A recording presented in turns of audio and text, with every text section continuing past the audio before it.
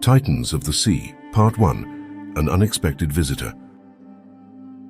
Kikeru rubbed his weary eyes before he laid his hands gently on the lambskin map stretched across the uneven wooden table.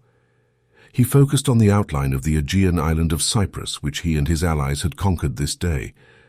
He gently ran his finger across the Strait of the Sea to the city of Ugarit, then south along the coast until he reached the Kingdom of Egypt. He tapped his finger on the mouth of the Nile several times before he glanced down at the back of his hand. Dried blood from the day's battle stained him. He sighed. So much death, much of which has yet to be spilled. He closed his eyes. It was desperate times in which they lived, an age where men were cursed by the gods.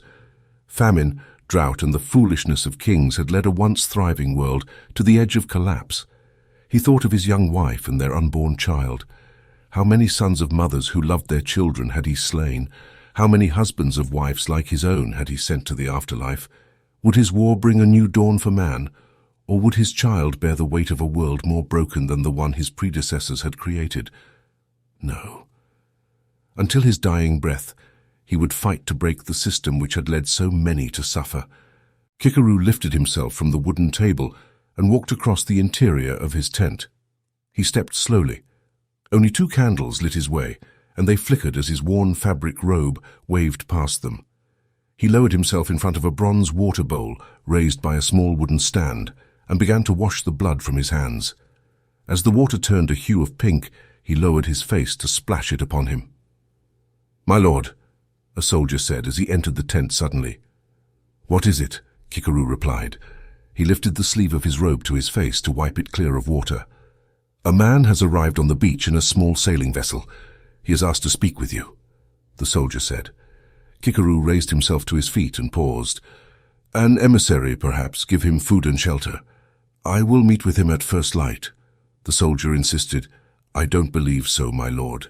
He said he knows you from the Trojan War." "The Great War?" Kikeru whispered. His weight shifted to one leg as he drifted back almost 2 decades. His eyes were drawn to several animal skins that lay in the corner of the tent. Kikeru yearned for a good night of rest, but knew none would come to him this night. "Send him in," he replied. "Yes, my lord." The soldier nodded as he quickly vanished from sight.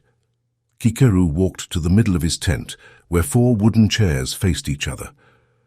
A small table lay at their center with a clay vessel of wine surrounded by 4 horn-shaped drinking vessels. The flap of the tent opened as the soldier returned. A man dressed in a black robe ducked beneath the entrance. His broad shoulders filled the frame of the tent. The man's face was partially covered by his hood, but in the flickering light, Kikeru could still see the look of disappointment as he gazed around the tent. Embarrassed, Kikeru immediately addressed the man. "Sparse quarters, yes. Gone are the days where kings travel as well as Agamemnon." He held out a horned vessel of wine to the stranger. The man removed his hood and bowed his head. "Good King Kikeru of the Peleset, thank you for seeing me at such late an hour. I have traveled many weeks by sea to seek your counsel." He extended his arm and accepted the horn of wine. Kikeru motioned the man to one of the wooden chairs, and the 2 men sat down.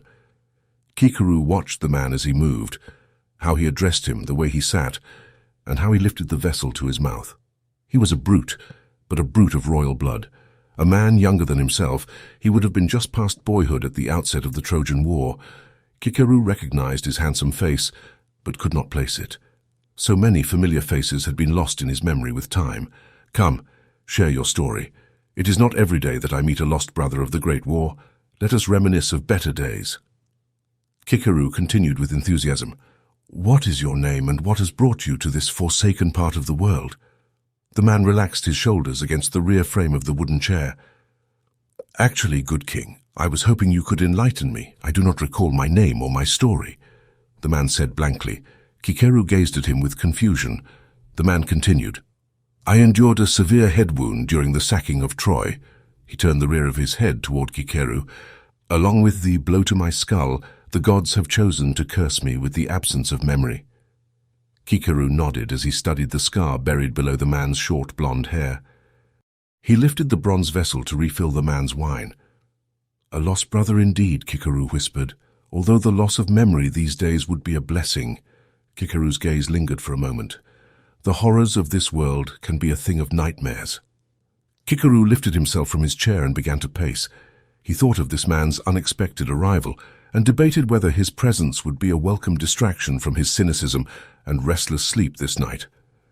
Kikeru's pace came to an abrupt halt. He turned to the man. "Perhaps it is fate that has brought us together this night. Let us see if we can unravel the mystery of your origins before sunrise," he said. The man nodded contently.